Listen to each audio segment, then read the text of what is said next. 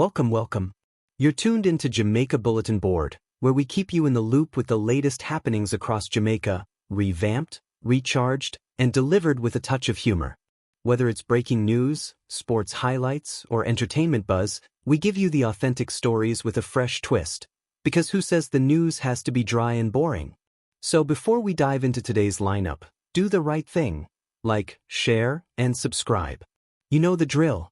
And remember, smile because life is too serious to take seriously. Top news stories.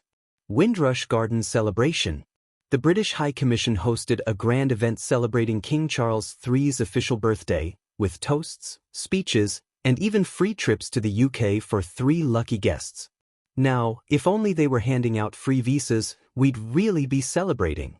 St. Mary's Most Wanted surrenders.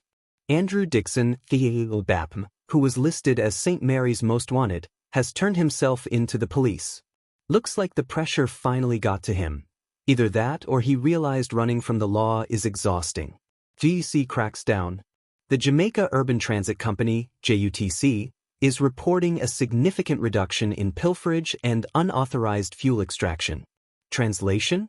Less stolen fuel, more buses actually running. If this trend continues, maybe we'll finally get a bus that arrives on time. Sports Roundup. Western Primary champs return. Esher Primary is back to defend their title at the Western Primary Schools Athletic Championship after a 1-year hiatus. 12 schools are competing and the speed, strength, and teamwork on display promise to be next level. Reggae Boys advance. Jamaica's Reggae Boys secured a 1-0 win against the British Virgin Islands, earning their place in the final round of CONCACAF World Cup qualifiers. The coach isn't thrilled with the performance, but hey, a win is a win. Entertainment buzz. Windrush Garden Party highlights. The British High Commission's event wasn't just about diplomacy, it was a full-on celebration, with music, speeches, and giveaways. If you missed it, don't worry, there's always next year, unless you were hoping for a free trip to London. Jamaica Gleaner's latest cartoon. The Gleaner's newest cartoon is making waves today.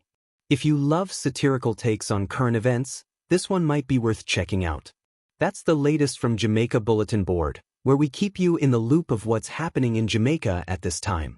Don't forget to like, share, and subscribe, and of course, smile because life is too serious to take seriously.